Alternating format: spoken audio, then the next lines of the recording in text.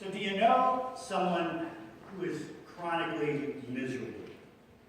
And no, your pastor isn't on the list of options for that. But being miserable, or being in misery, is a complicated situation or a state of being.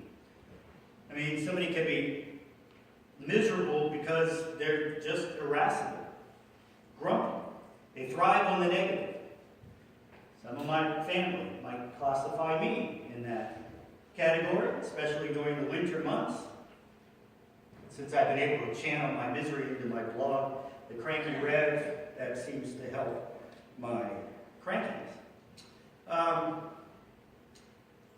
But I am worried. My brother-in-law told me the other day, if I take anything from my mood swings, I don't know what he's talking about. But anyway, being in misery, as I said, can be complicated. Chronic pain can cause someone to be miserable. Depression often puts people in misery. And of course, we can name some classically miserable people: Archie Bunker, the Grinch, Ebenezer Scrooge, one of my nicknames, Ebenezer Scrooge. And some people are miserable or unhappy because they are just unhappy people. They seem to thrive on it. I have a relative who's like that. She's the master of sullenness. Maybe that's where I get the genetic predisposition. But today's gospel gives us the Beatitudes, the very beginning of the first of 5 lengthy discourses in the Gospel of Matthew, the first one being the Sermon on the Mount. And these are called the Beatitudes because beatitude comes from the Latin word for blessing. And the first 4 Beatitudes deal with the opposite of what we would consider to be blessings. The Greek words for those states of being, the first 4 Beatitudes, the Greek words are tokoi, it means spiritually poor or hopeless. Pentontes, pentontes, which means the joyless. Praise, which means the powerless or the meek. And then penontes, which means to hunger for justice. When considered together, which they should be, they paint a picture of people who are just miserable. But most people who find themselves in misery are people who do not want to stay in that state of being. It's not a place where they want to continue to reside. In other words, I don't believe that misery loves company. Rather, I believe people would rather make lemonade out of the lemons that they're given in this life. That's what I like to think. But often the circumstances that people find themselves in are just too difficult to get out, at least without a lot of help. And these are the people Jesus is speaking to specifically in verses 3 to 6. You see, in the first century Palestine, there were a lot of people who existed in a state of misery, either from persecution, the status they were born into, meaning that there was nothing that they could do to improve their station in life, improve it in any significant way. They lived without hope. They longed for redemption of any kind. They longed for someone, anyone, to restore their hope.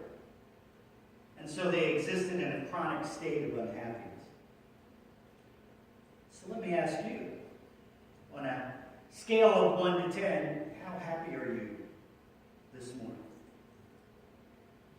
Today, right this minute, how happy are you? You don't have to shout out your number. Would it make a difference if I asked you this question in the month of June, rather than after 2 weeks of miserable rain and snow flurries? What if I gave you $1 million? Would that change your happiness scale? What do you long for that might increase your happiness score? Is there anything in this world that would make you truly happy? Maybe if we sing that song, in every life we have some trouble, Bobby Fair. Remember that song, Don't Worry, Be Happy? What's that one? Clap along if you feel that happiness is the truth, right? That was recent. Maybe we just sing a song, we'll be happy. It just doesn't work that way, does it? God wants us to be happy. Do you believe that? Because the Beatitudes come at the beginning of the Sermon on the Mount. Because they're at the beginning, it appears that God is telling these people that God's favor, God's love is unconditional. There's nothing that we can do to earn God's favor. If that were the case, the Beatitudes would have come at the end of the Sermon on the Mount. Jesus would have said, if you do these things, then you will be blessed. But he doesn't. He begins by telling them, you are blessed. Now, the Greek word for blessed is makairos, and it's a difficult word to translate. You can translate it with one of four words: blessed, happy, fortunate, or honorable.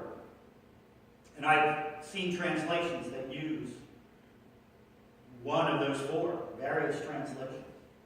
The trick to understanding the Beatitudes is not to get stuck on how we translate that word makairos, but on the fact that Jesus spoke this word to people who sought him out, who followed him everywhere, looking for words of comfort and hope. After all, what does it mean to be blessed? Are you blessed? Am I blessed?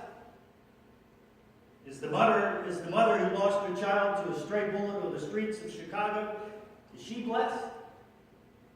Is the woman who died on Hummel Avenue this week from a drug overdose, after years of drug addiction, was she blessed? Was she fortunate? Which one of those four words, blessed, happy, fortunate, honorable, would I be able to use for her family? Whether the word makairos is translated as happy, or if it's blessed, or if it's fortunate, Jesus asks us to trust in his words, even if we are people who are in misery, who have lost hope. Jesus says, you all are blessed if you have lost all hope.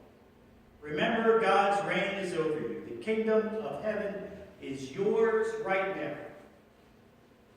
And he goes on, you all are blessed if you are in misery.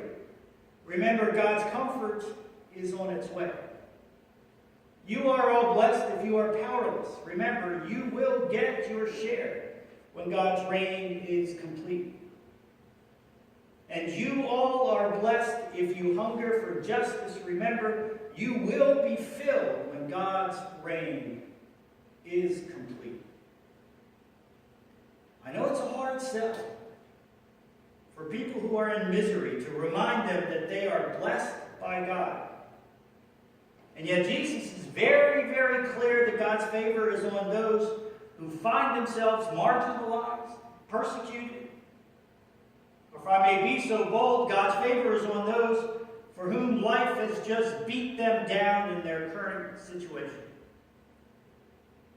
And that's a true paradox for the righteous Jews in first century Palestine. And it is, in my mind, a paradox for the average American in 21st century today. We still, do we not, associate God's favor with the blessings of health, wealth, and comfort. In other words, if we lack any of these, then obviously God has it out for us, or God has forgotten us, or God has forsaken us. And if we believe that, my friends, we are way off course. And let me be clear. When we say that God's favor is on those who are persecuted, on those who are marginalized, on those who are meek, God does not want us to be in those miserable situations. God does not want us to be miserable people. God wants us to be happy. So, Here we get into the translation, or the transition into the next four of the Beatitudes. Jesus changes the focus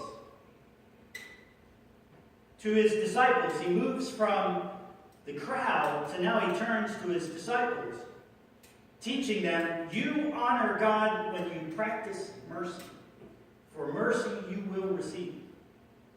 And you honor God when you act with integrity. Others will see God in you.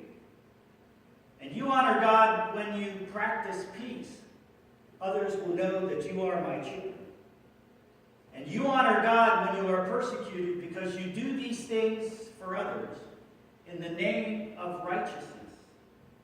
God's reign is and will be over you. In other words, God is still saying, you are blessed. Can you accept God's blessing? Can you accept God's blessing? You know, my friends, each and every day that we wake from sleep is a day where we need to remember that we are blessed by God. Truth is, we have no idea how many more days, how many more hours that we will be blessed to live on this earth. Each day is a reminder to count our blessings. Another way that we count the blessings, the ways that we are blessed by God, for no other reason than it's God's desire to bless us. And so God gets the final word, and the final word is this. Yes, God never promised us roses or sunshine in this life. That's not how God works. God is not Santa Claus. God doesn't say that if we're good little boys and girls, we're going to get everything that we want.